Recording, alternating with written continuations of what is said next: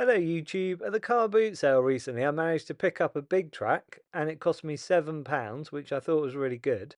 It's this one here. It's got a bit of grubbiness on it and things.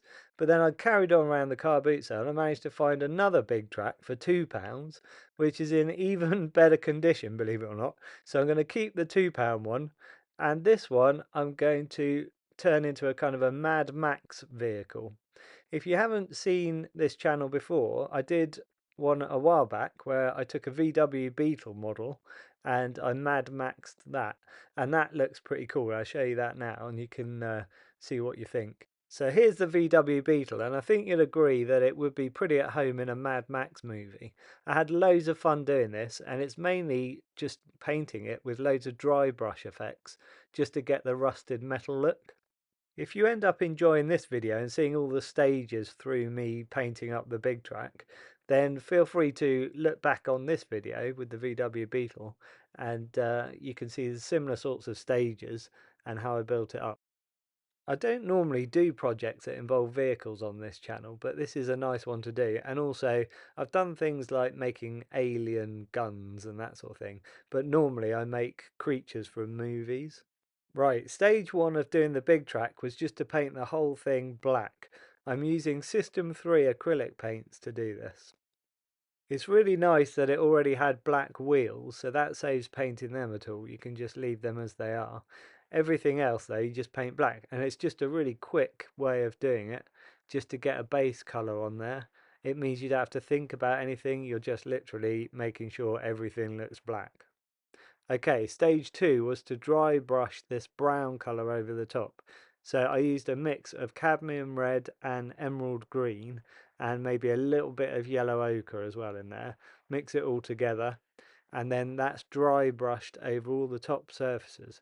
If you haven't done dry brushing before, you just take your paint on your paintbrush, dab it on a bit of kitchen paper so it's almost thoroughly dry, and then you go over the top. This was the next stage, which is just going in with an even lighter brown.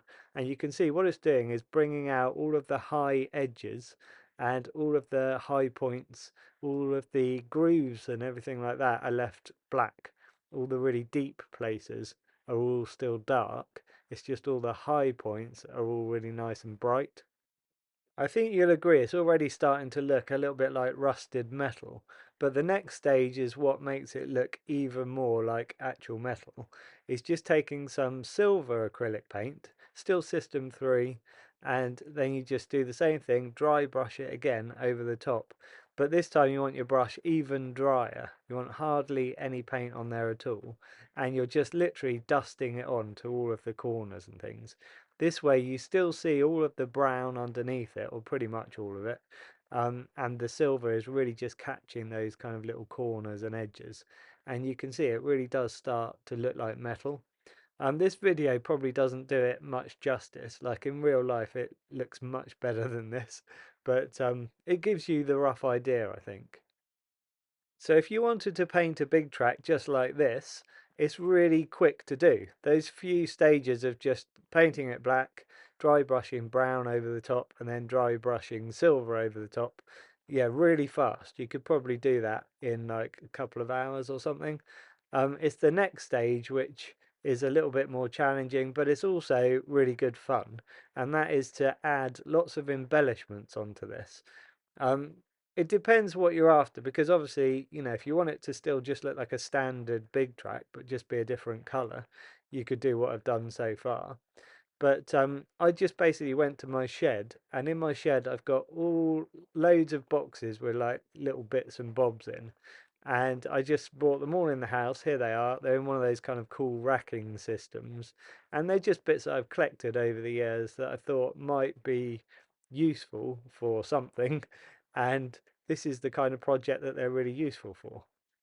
It's a good idea to have a good mix of bits and bobs that are metal and other parts that are plastic. Plastic's particularly useful because you can saw it or cut it much more easily, obviously, than a metal part.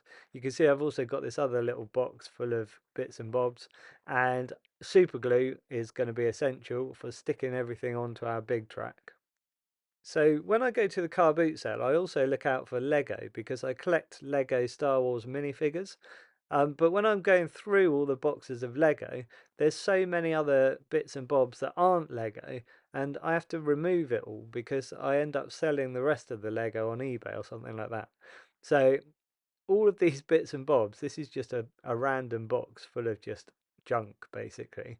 But a lot of this junk can be really useful because it's all kind of plastic parts and things.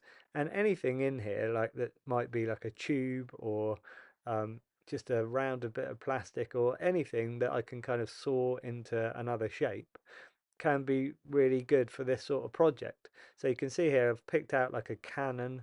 There's another one that I find in the box later as well. There's all kinds of stuff. But yeah, just select bits and bobs that I want. Right, when you stick a whole load of random bits of plastic to your vehicle, it can look a bit strange at first because obviously a lot of these bits of plastic are quite strange colours. So this is what the BIGTRAK ended up looking like after I stuck all the bits onto it. You can see like these on the front are just bright white plastic. But once those are all painted black, it makes a huge difference.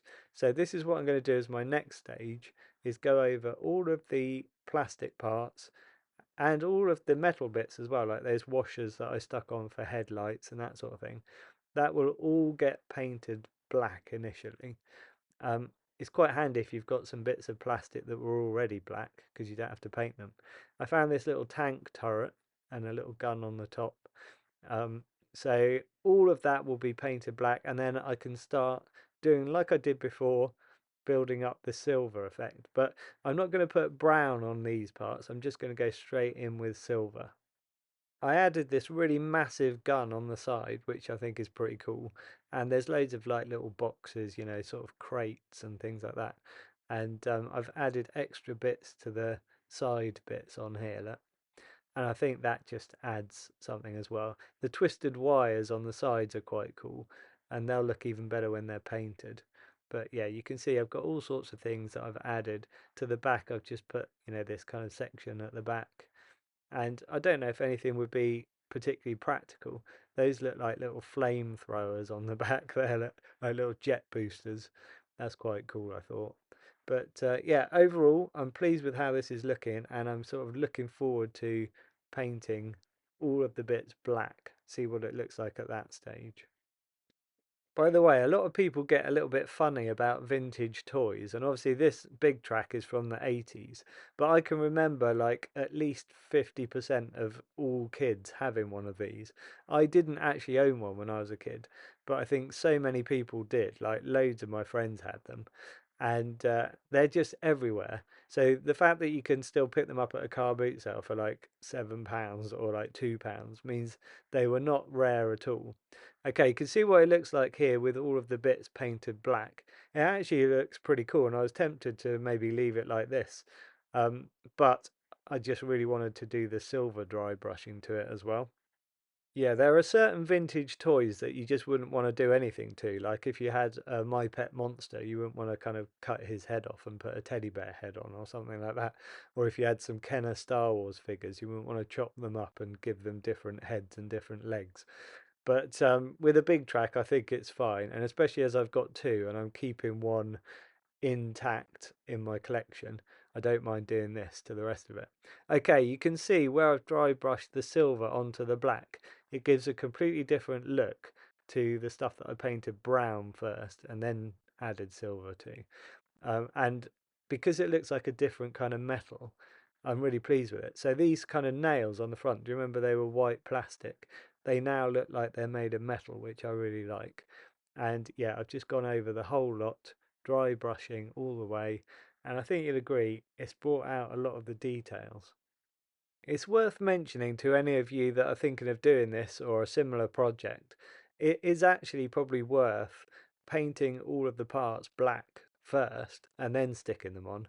I didn't really think to do that, which was a little bit silly, because obviously when you're trying to paint everything black, there are so many kind of fiddly bits and places where you've got to try and get a brush, and it's not that easy to reach everywhere.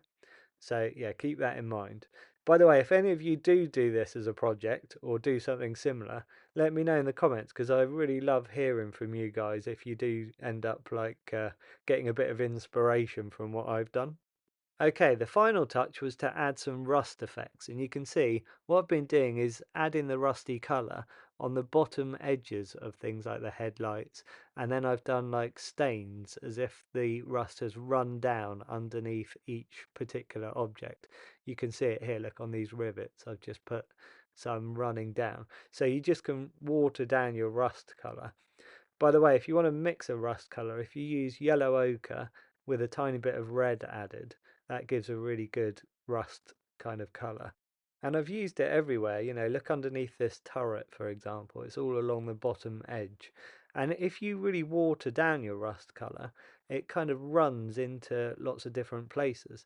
So you could spend hours and hours with a very, very tiny brush detailing it, or you can use a slightly bigger brush and water down your paint and just kind of let it flow into a lot of areas. And like I say, it just sort of adheres to a lot of edges and things kind of naturally, and it makes the whole kind of process a lot quicker to do. By the way, if you're new to this kind of painting, you've never done it before, and you're trying to make something look metal, if you paint it black first, the black is a really good base color, and it just makes any metallic paints really kind of show up and give a shiny metal kind of look to them. So whether you're using silver paint or gold paint or, you know, copper color paint or something like that, it will all work really well over the top of black. Right, I thought I'd position it next to my original VW Beetle, and I think you'll agree they look pretty cool next to each other. Right, I hope you've enjoyed this video and that it's been useful to some of you. Like I say, let me know in the comments if you're thinking of doing something similar. And also check out that video if you haven't seen it already with the VW Beetle. I thought I'd leave you with this bit of footage of my other BIGTRAK just for comparison. And yeah, which one do you prefer? The original BIGTRAK? I mean, to most people that are my age anyway, the original BIGTRAK is the one that has all the nostalgic kind of feelings attached to it. But it is quite cool seeing it done like this as well. Okay, thanks for watching. Hit subscribe to see anything that I post up in the future. Catch you in the next video.